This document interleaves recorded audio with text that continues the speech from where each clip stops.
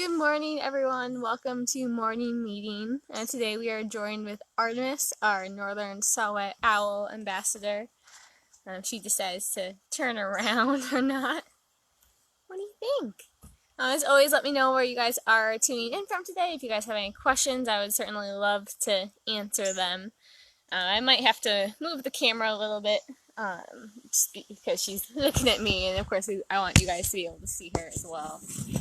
Let's flip this. Readjust. As we all are in COVID. What do you think, Artemis? Yeah. Artemis. Eventually I'll get it so you guys can see her face.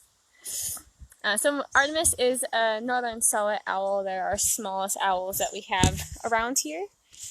So she is our smallest owl. She only weighs out about as much as a lemon or so. So she's very, very tiny. She's only about 80 grams, actually. I just weighed her this morning. So she's very, very tiny. But they're hardy little owls. So even though they are our smallest owl, those sharp little tiny talons can actually carry food that's 3 times bigger than her. So good morning, Chuck from Rhode Island. Welcome. It's Artemis.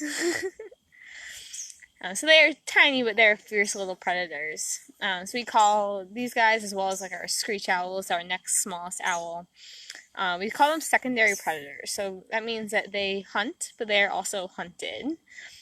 So they will be hunted by all of our bigger owls here.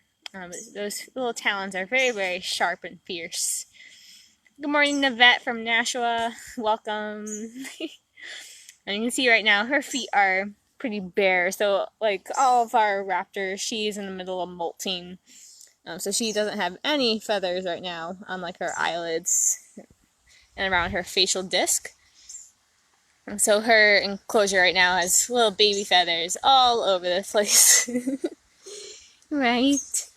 You might be able to see Artemis's dresses are a little bit different than some of our other raptors. So hers, we took her regular anklets off, so hers actually loop through on the bottom of hers because Artemis is mostly retired at this point. You guys might have saw the Facebook post from her walk earlier in the week. So she does not do normal off-site programming anymore. So she is joining on some of these morning meetings, but otherwise she's pretty much retired. And that is because about a year ago she actually went blind. So Artemis has been with us for about going on 4 years now. And she was at least 2 years old when she came to us. We know that because she came to us from Tufts Medical Clinic down in Massachusetts. Somehow she was hit by a car and actually survived. Imagine a ton car compared to weight of a lemon. So it's amazing she did survive. She had fractured a bone in her wing. So they were able actually to pin her little toothpick-sized bones back together, and then they went to let her molt. So which she is doing right now, she's replacing their feathers. Unfortunately, they realized that when she molted, you can see she has these little tiny pin feathers on the end that are really short. So where those feathers were at the tip of her wings, the follicle was dead. So she did not regrow those feathers again. She doesn't get around great. She can't fly silently, and that's why she is non-releasable. But because they let her molt, so we know she was at least about 2 when she came to us. Oh, thank you, Chuck. Yeah, we absolutely love Little Miss. Right? These guys, sometimes hunters will actually see them because they are our smallest owl, and they'll sit at pretty much eye level in a tree. A lot of times hunters will feel like something's watching them the entire time they're out, and then they might catch a glance of one of these guys. They're just going to sit really, really still along a tree cavity, like a woodpecker hole or something like that. But when they are comfortable, their call is actually pretty cool. So they're named the northern saw-whet owl. That was originally due to pioneers believing that their call sounded like grinding on a whetstone, which absolutely means nothing to us nowadays. So it kind of sounds like a car alarm in our today's terms. So it kind of goes like beep, beep, beep, beep. And they'll do it for hours on end when they're comfortable. But of course they are very, very small, so they're not going to do it when they know other predators are around and they're alert to that. So when only in dead of night are they going to call. Oh, thank you so much for donating, Alan. That was really sweet of you. As always, we're just incredibly grateful for your donations.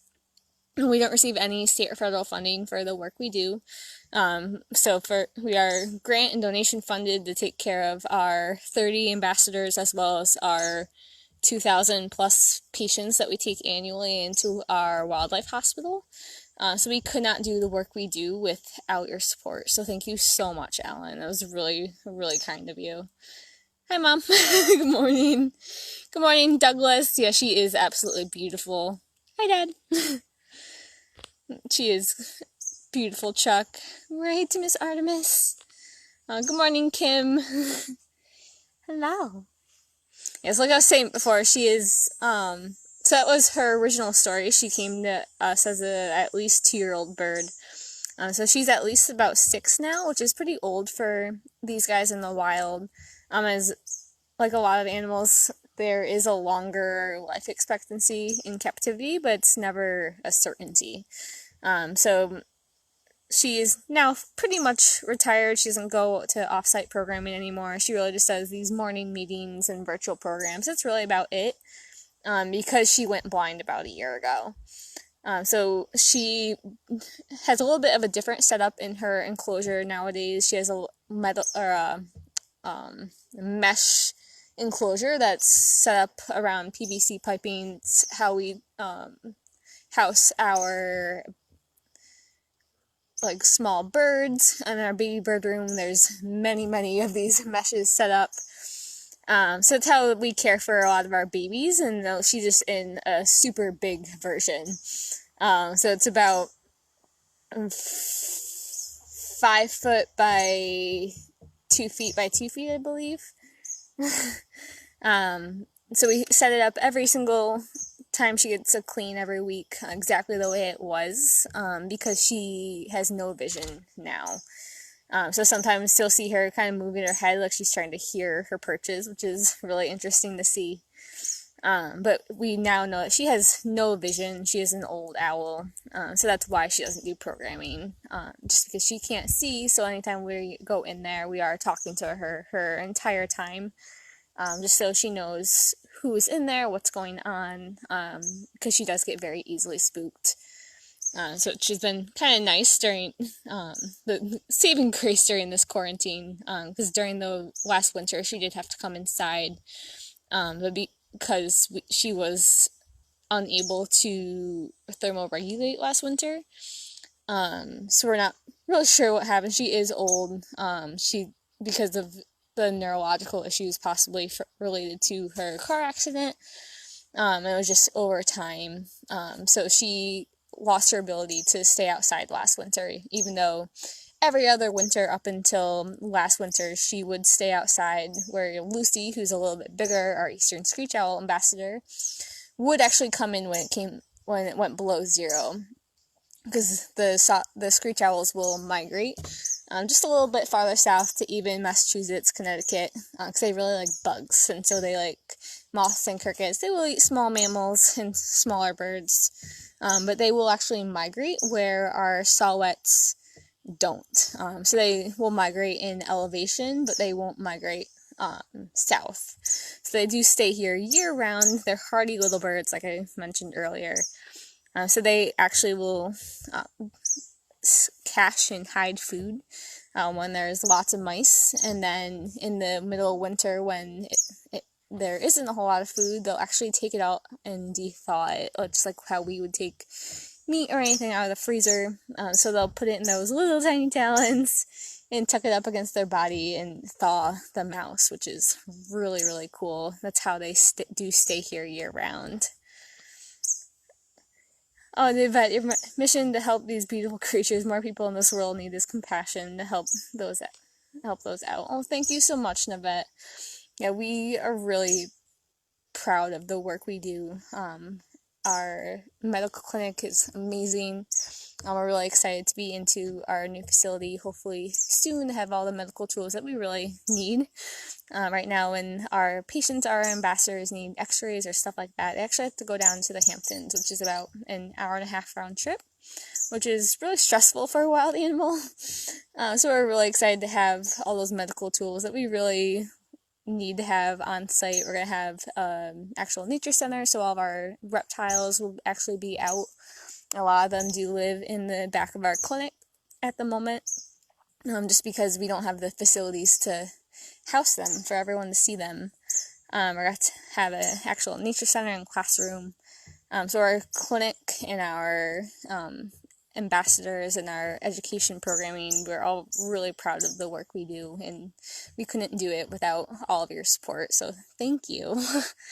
Good morning, Greenbelt, Piker, and Penelope. Yes, Chuck, you can hear, so I'm sitting over on our clinic side right now just because it's quieter and I'm on the Wi-Fi. So you can see the back of our current facility right now. Through that door is our baby bird room, and then that window would be our little back office, and then our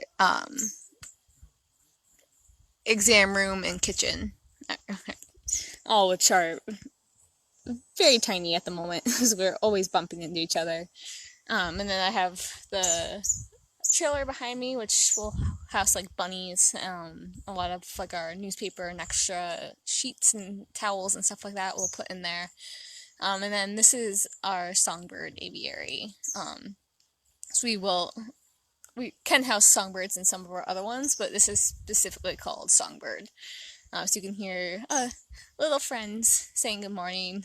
There is like a metal grate on the outside, and then it's a white mesh on the inside. So the sunlight can still get through. It just makes it a little bit foggier because we don't want to scare our patients. But that's who you can hear in the background. I'm not totally sure what kind of bird it is. My songbird ID is not the greatest, admittedly. But that's who's talking behind me. Right, Artemis? She's like, I don't care. I like small mice. You're so pretty, Missy. I can see those really big old eyes that she has. So even though her whole body itself is very tiny, those eyes take up about a third of her little tiny skull. Right. She has a little whitish ring that goes around. So that's called her facial disc, and that's where she's molting a lot of her feathers. You can see it gets really thin right there. So right behind there would be where her ears are, and that little white ring kind of points down into those inner ears. So she has one ear high, one ear low, so she has much better hearing than we do. She's like, what are you doing? And those big old eyes that she has. It'll take up about a third of her tiny little skull, which is kind of like us having oranges or grapefruits on our head, so we'd look absolutely ridiculous if that were the case. Right, Miss Artemis? Chuck, do owls smell things? No, actually. So most birds can't smell. The exception would be our vultures, of course, who are smelling dead food. But otherwise, they can't smell, which is why in that big enclosure right behind us, or right in front of you, actually, that's where Galileo and Gaia, two great horned owl ambassadors, live, who are currently fostering two little, big now, owlets, who are going to be released into the wild soon. But their favorite food in particular is a big ol' skunk. So most birds can't smell. Of course, the skunk is going to spray when it's trying to defend itself, and because our birds can't smell it, that big white stripe on the back of the skunk is pretty much like a, hey, look at me, to our owls. So the skunks are a great food item for our great horns, just because it's a big food item during breeding season when dad is going to get food for mom as well as the babies. He could spend all day trying to catch little tiny mice. But if he gets one skunk, that's going to last him a couple days. So we can actually kind of tell as soon as we get a great horned owl into our medical clinic, because as soon as they come in, you can just smell skunk through the entire facility, which is always super pleasant. We do not take skunk as patients, because they are rabies vector species. We do let other rehabbers specialize in those 7 or 8 rabies vector species that we do have here. The only ones that we treat are bats, just because we're a high volume facility. So we treat 190 different species, over 2,000 patients a year. And with our dozen staff, our 100 plus volunteers, we couldn't ask all of them to get their really expensive rabies shots, to help us take care of our patients and ambassadors. So we do have our bats that our staff can take care of. They're easy to contain, smaller, but we don't treat skunks, so we let other specialists treat those couple species, and then we treat pretty much everything else around here. Good morning, Andy from West Henrietta. Yeah, she is absolutely beautiful. Right, Miss Artemis? She is very pretty, Alan. Nestor. Chuck, how does she get her food if blind and can't see or smell? So like I mentioned earlier, when we clean her enclosure, we set everything up the exact same way. So she knows when she's in her enclosure, when we put her in there, she pretty much knows everything that's in there. She knows where her little feeding stump is going to be. She knows that there's a branch that goes up to that. And because the enclosure isn't very large, it does have that mesh siding that's nice and soft. So if she were to get confused, she would be able to just bounce around and kind of figure out where she is. And then she has a little perch on the backside, but generally when we put her back into her enclosure, we're going to put her on one of her perches or her stump, just to give her her bearings again, so she can figure out where she is. And then she does get a little tiny water dish, which she also knows exactly where. So she knows her food is going to be in the same exact spot every single day. We do feed her every day, so she knows exactly what's going on. Right, Miss Artemis? I'm kind of impressed that you're still awake right now.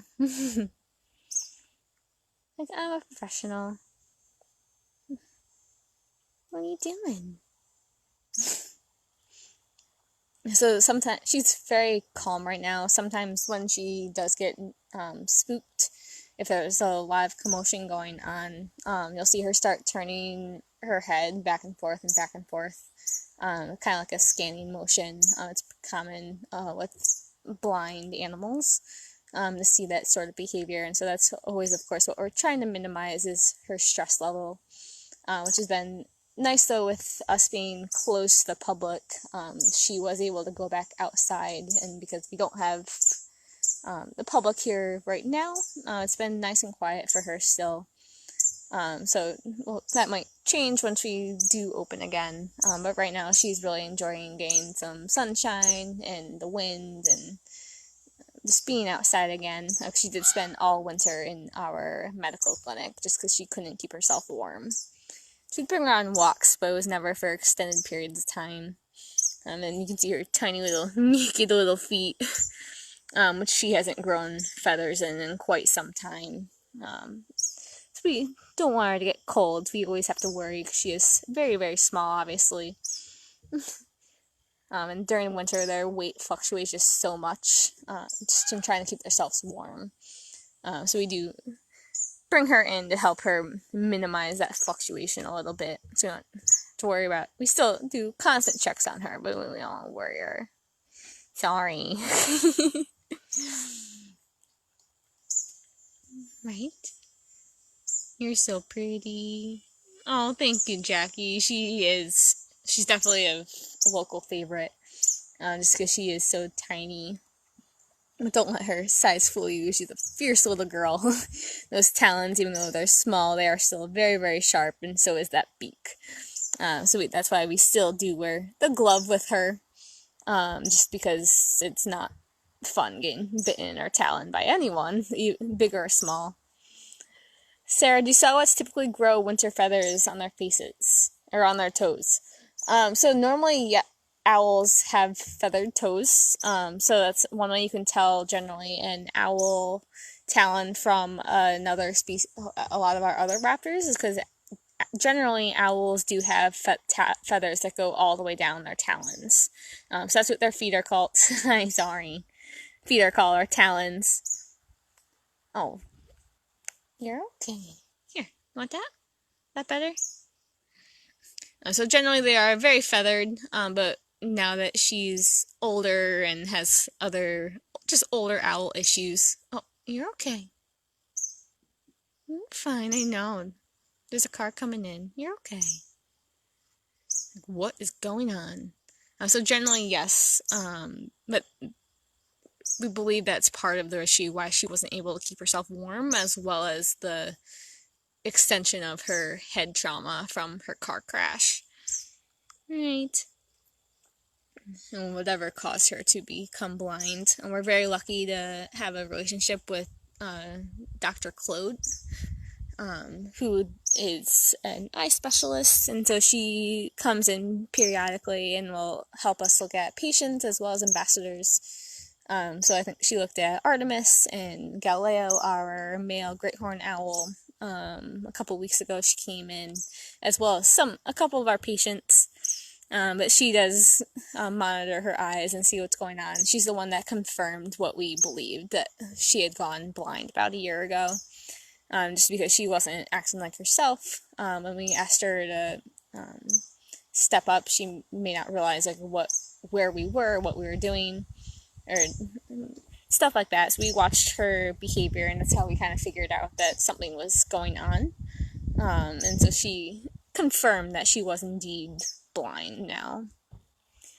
So that's why she's retired, but we still certainly love this little lady. Right? Hello. I'm trying to give you some sun, because you don't get it as often. You're okay. Sorry. Okay, I'll put you back down. Just trying to give you sun, that's all. Oh, Artemis. Hello, pretty girl. What do you think? Yeah, it is a little sad, Chuck. But we are just so grateful to have her as well as all of our ambassadors in our family. Because she did come to us as at least a second-year bird. And so she is older for a saw-whet owl.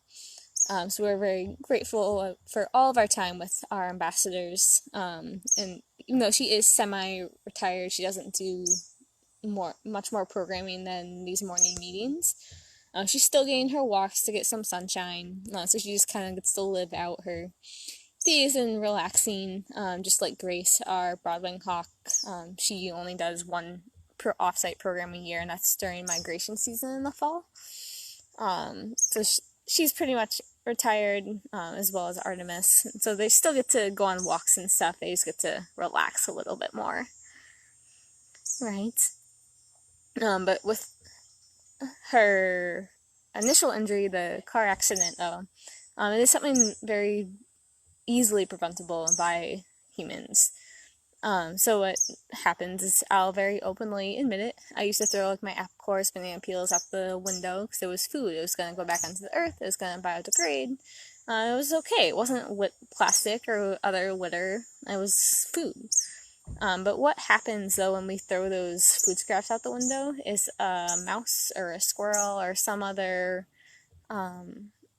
rodent, more or less, is going to come to the side of the road, start munching on that food, and that's like a big McDonald's sign for our raptors. Our wild animals don't know when they're going to get their next meal, and so they see that prey on the side of the road and get tunnel vision and go, oh, cool, swoop down, get hit by car. They don't learn how to look both ways like we learn, and how to cross the road. They learn how to hunt, they learn how to socialize, they learn where to live from their parents, but they don't learn how to cross the road and how to live with humans. So amazing that she even survived at the weight of a lemon, compared to a ton plus car.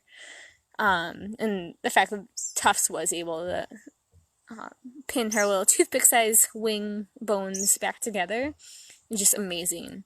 But so we were very grateful to have had her over the last almost 5 years as an ambassador doing programming for us, because she's obviously just so beautiful and wonderful. Yes, her hearing does help her a little bit, Chuck. So when we go into her enclosure, besides the fact that we set it up every single time, we do talk to her every time we go in, just so she knows we're there and what might be going on. Because we don't want to spook her, obviously. It's not fun for her if we feel awful. So we do talk to her the whole time we are going to in the enclosure, going together. Because she doesn't have those anklets like our other ambassadors have. Hers now just wrap around. We took her permanent ones off, so we do take Jess's off every single time, which just makes it a little bit more different than it used to be. But she's slowly getting used to it. You're okay. Sometimes you'll see her sitting in her enclosure though, and it's kind of like she's trying to hear her perches and hear more what's going on in her enclosure, because you'll see her just kind of move her head around and try to hear everything that's going on. Chuck, does the tunnel vision cause the raptors to be injured by the wind turbines? Yes. So it is also common for all of our flying animals to get hit by wind turbines, and not even if it's prey, it's just like, cause they're these big moving things out in the middle of nowhere, so they do get hit by turbines, unfortunately, as with pretty much all of our birds, raptors, songbirds, if it can fly, it does get impacted by them. They have found a way, I don't remember where it was, Katie was telling me about it, but what they did is set up essentially a sensor around the wind turbines, because they were having problems with eagles getting hit, which of course is never a good thing. And so they put these sensors around the turbine, so the turbine would actually stop when an eagle flew into the vicinity of each turbine. And then they would turn back on when the eagle had left the area. I don't remember where that was, but I do remember Kate telling me about it and reading about it. I just don't remember where it was. So we do have mitigations for stuff like that. It just depends on if they're set up and where, and a bunch of other factors. Good morning, Naomi. Welcome from Rhode Island. We have Artemis, our northern saw-whet owl. Alright, little lady. Yeah, I just kind of like to hang out now and rest and go on walks and get some sunshine.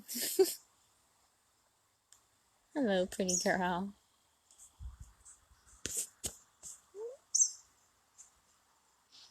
So if you guys have any last questions, I can certainly answer them. I did want to let you guys know, I'll mention it tomorrow as well, that we will not be having morning meetings this coming Sunday or Monday. So I will be on here tomorrow for, as usual, at 10 a.m. And then we will be off Sunday, Monday, and then I will be back on Tuesday at 10 a.m.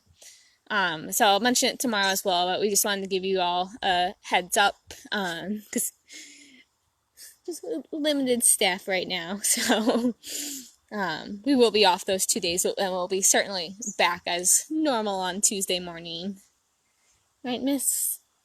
If you guys have any last questions about Artemis, I can certainly answer them. Otherwise, we're gonna go put her back in a few minutes so she can just relax like she spends most of her days. She is so pretty, Sarah. She's magnificent. We certainly absolutely adore her. Oh, you're so welcome, Naomi. Thank you, Chuck. We try. It's been really nice to be able to still be able to do these every single day. We certainly miss our normal every single day off-site programming, and so are really grateful that you guys are still loving hanging out with us every day and seeing our ambassadors. Right, Miss Artemis? Victoria, can you tell us about their habitat? Yes. So they right now would be a little bit deeper in the woods. They are a bit of a smaller owl, or they are our smallest owl, so they are secondary predators. So they are hunting for their food, but they are also hunted by our other species of owls at night. So they will a little bit deeper. They do tend to prefer conifers. And they will migrate in elevation.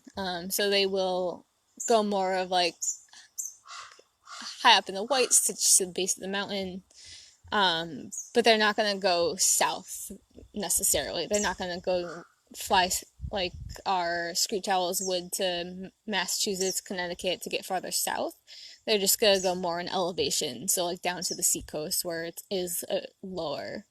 But they generally prefer conifers. A lot of times hunters will see them just at eye level. They are cavity nesters, so like woodpecker holes, stuff like that. But they are pretty hard to see in the wild just because they are small. They're very alert to everything that's going on. They know they are tiny, so they know that they are prey for everything else around here. Hunters are usually the ones that most see them. But if you hear something in the woods, it kind of sounds like a car alarm, so the beep, beep, beep. When they're comfortable, they'll do it for hours. So if you hear that, it's definitely a saw-whet owl, which is a pretty unique owl call. Right, Miss Artemis? So if no one has any other questions, we're going to go put Miss Artemis back. As always, thank you guys so much for tuning in, and we will see you guys tomorrow. Have a great day, everyone. Anonymous? Bye.